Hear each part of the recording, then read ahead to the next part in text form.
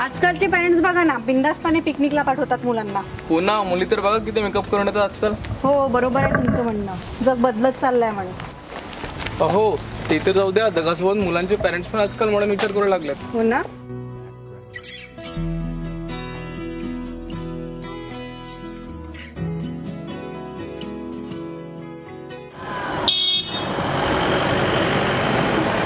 आले वाटते.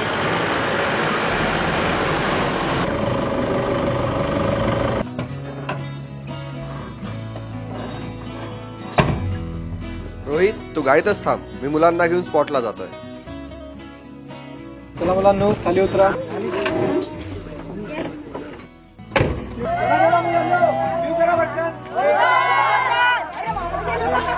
आकाश, या सर्व मुलांना घेऊन जा लवकर तिकडे. चला रे मुलांना माझ्या मागून.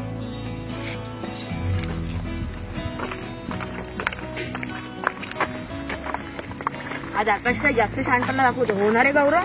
हो ना, खरंच खूपच शहाणा समजतो स्वतःला. मी बघतो त्याला आज. म्हणजे नेमकं काय करणार तू? अरे मी ग्रुप्स डिसाईड करतो आणि त्याला मस्ती करायला आवडत नाही, त्यामुळे आपण त्याला ग्रुप्स मध्ये घेऊच नाही. आले का लक्षात? हो. अरे तुम्ही काय गप्पा करताय? चला जा लवकर तिकडे.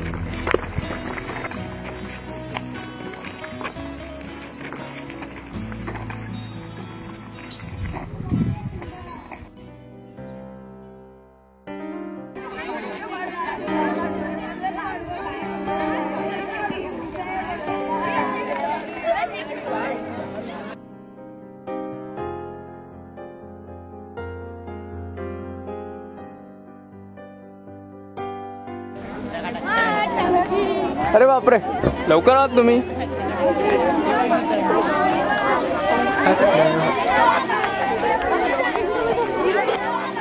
हो चौधरी मॅडम आलेच. काय असं? तुम्ही ग्रुप तयार करा, तोपर्यंत मी आलोच. ग्रुप तयारच आहे आधी. ओके. जगताप सर, जरा इकडे आहे बरं. तुम्हाला सूचना द्यायच्या आहे. हो. बघा मुलांनो, ज्या पण सर सूचना देतील त्या तुम्हाला फॉलो करायची आहे. कोण मॉनिटर आहे? मी आहे मॅडम. अरे हा कसला मॉनिटर? आपण काय ते कम्प्युटर शिकायला आलो आहोत? याला तर मॉनिटरचा एम सुद्धा माहिती नसणार. गप्पा समित, जास्त बोलतोयस तू. गुड मॉर्निंग मुलांनो. Good morning sir. आता ज्या इन्स्ट्रक्शन मी तुम्हाला देणार आहे त्या नीट फॉलो करायच्या आहे. पहिली, कोणी दंगामस्ती करू नये. जर कुणाला कुठेही जायचे असेल, म्हणजे टॉयलेटला वगैरे जायचं असेल, तर आम्हाला सांगून जायचे. तिसरी, कुणीही झाडांची फुले तोडणार नाही. चौथी आणि महत्वाची गोष्ट म्हणजे कुणीही लेक साईड कडे न सांगता जाणार नाही. एक महत्वाची गोष्ट म्हणजे दंगामस्ती कोणीही करणार नाही. सगळ्यांना समजलं ना? हो. चला पळा खेळायला. चल सुयश.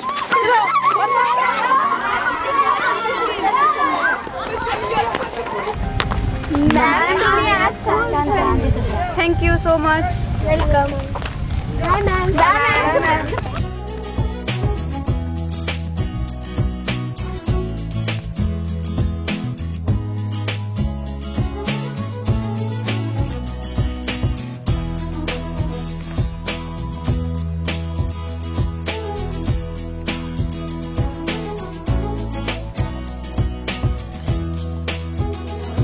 बॉईज, तुम्ही सर्व इकडे या.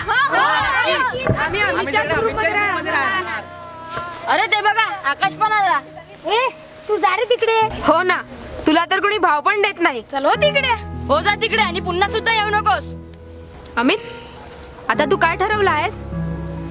मुलांनो, आता आपण मोठे होतोय, पण सर्वजण आपल्याला लहानच समजतात. घरी इथे आणि इथे इथेच. हे करू नकोस, ते करू नकोस, नुसती कटकट.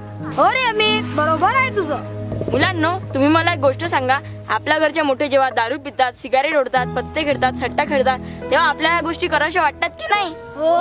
बरोबर बोलतोयस तू. चला तर मग आज आपण हे मोठे बनूया. काय बोललास रे तू? चला सुमित, तू पहिला ऍक्टिंग करून दाखव.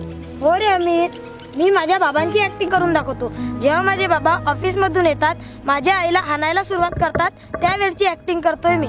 हो चालेल. तुम्ही काय म्हणता मुलांनो? पहिले माझे बाबा दरवाजा नॉक करतात, डायरेक्ट किचन मध्ये जातात.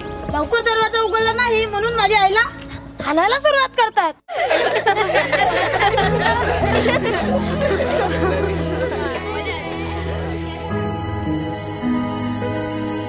आणि आपणही लग्नानंतर आपल्या बायकोला असाच त्रास द्यायचा.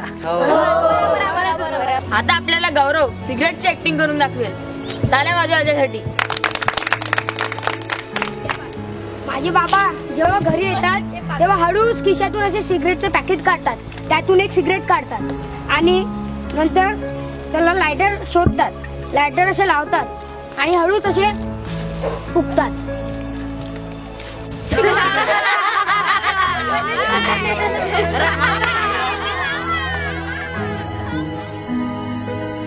कुणीतरी आपल्यापैकी पत्ते आणले होते. कोणी आणले? अमित, मी आणलेत पत्ते. खेळूया मग. हो. चल अमित, आपण 3 पत्ते खेळूया.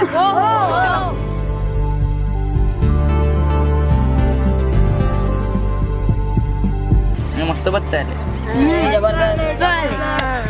बघायला काही चांगलं नाही अरे भाऊ. नाही बघायचं. जबरदस्त. हे ठेवा.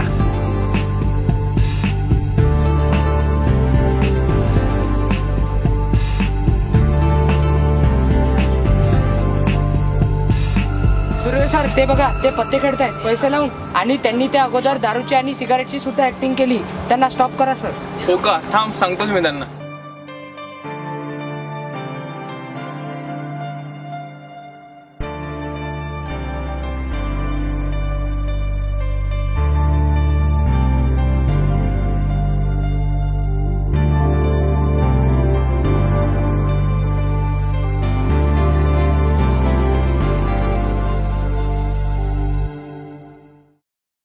हो, तर मित्रांनो, बघितलं ना पुढील पिढीचे बिहेवियर.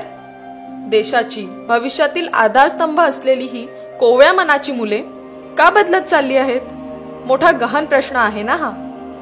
आपल्या कुटुंबातील, समाजातील मोठ्या व्यक्तींच्या आचरणाचे अनुकरण ही मुले करतात आणि त्यात सर्वात जास्त प्रभाव पडतो तो सोशल मीडियाचा. साने गुरुजी म्हणतात, मुले ही देवाघरची फुले. पण ही मुले किती दिवस टवटवीत राहणार? या सोशल मीडिया, इंटरनेटमुळे अगदी कोवळ्या वयातच ही मुले वयात येताना, मोठी होताना व मनाने प्रौढ होताना दिसत आहेत. परिणामी ती बिनधास्त होत आहे आणि त्यांचे असे बिनधास्त होणे देशाच्या हिताच्या दृष्टीने घातक आहे. मग कसा घडेल स्वस्थ भारत? पण सोल्युशन तर काढावेच लागेल ना. मुलांनो, उठा, जागे व्हा, खूप शिका, खूप खेळा. जीवनात चांगले काय, वाईट काय याचा उलगडा तुम्हाला शिक्षणातूनच होणार आहे. म्हणून खूप शिका आणि समाजात एकोप्याने राहा, कारण एकीचं बळ तुम्हाला माहीतच आहे. आज योग प्राणायामाचे महत्त्व जगाने मान्य केल्याचे तुम्ही जाणताच. म्हणून अनुकरणाने वाईट गोष्टींचे गुलाम होण्यापेक्षा योग प्राणायामाचे गुलाम होणे जास्त फायद्याचे आहे, हे समजून घ्या. सर्व वाईट व्यसनांना दूर ठेवा. त्या वाईट व्यसनांमुळे तरुण पिढी बर्बाद होऊन राष्ट्राची शक्ती कमी होत आहे. म्हणून योगाकडे वळा. एवढं कराल ना मुलांनो? आता अलीकडेच बघा ना, टीव्ही व इतर नेटवर्किंग साइट्सवर स्त्रियांवर किती अत्याचार होताना दिसतात. जर मुलं आपल्या कुटुंबातच आपल्या वडिलांद्वारे आईवर अत्याचार होताना पाहतील तर ते त्याचेच अनुकरण करू पाहतील व त्यांच्यात स्त्रीबद्दल आदरभाव जागवणे अशक्य होऊ लागेल.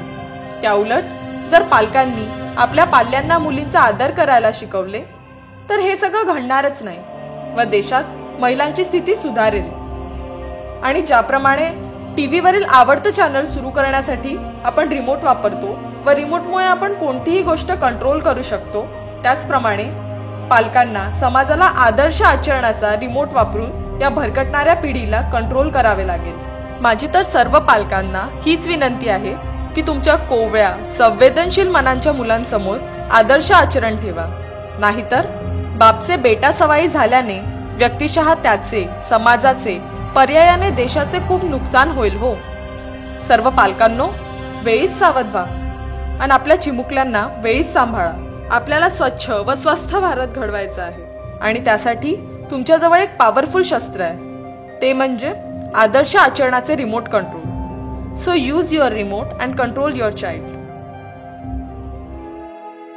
हाय friends, this is Sanket Gajananrao Gawande, remote control या लघुचित्रपटाचा डिरेक्टर. आता मी या लघुचित्रपटातून लोकांपर्यंत असा मेसेज पोहोचवण्याचा प्रयत्न केला आहे की आजची आणि येणारी नवीन पिढी हे आपल्या पालकांचे कसे वाईट अनुकरण करतात. हा, आणि मित्रांनो, माझा हा उद्देश आहे तुम्हाला की आजची आणि येणारी नवीन पिढी जे त्यांच्या ऍक्ट मध्ये दिसतं म्हणजेच त्यांचं व्हिज्युअल बॉडी लँग्वेज ते त्यांच्या पालकांकडून ते घेतात. आणि सर्वात महत्वाची गोष्ट म्हणजे पालक, मेंटर्स आणि शिक्षक वर्ग, please don't do any kind of bad thing in front of your child. Thank you.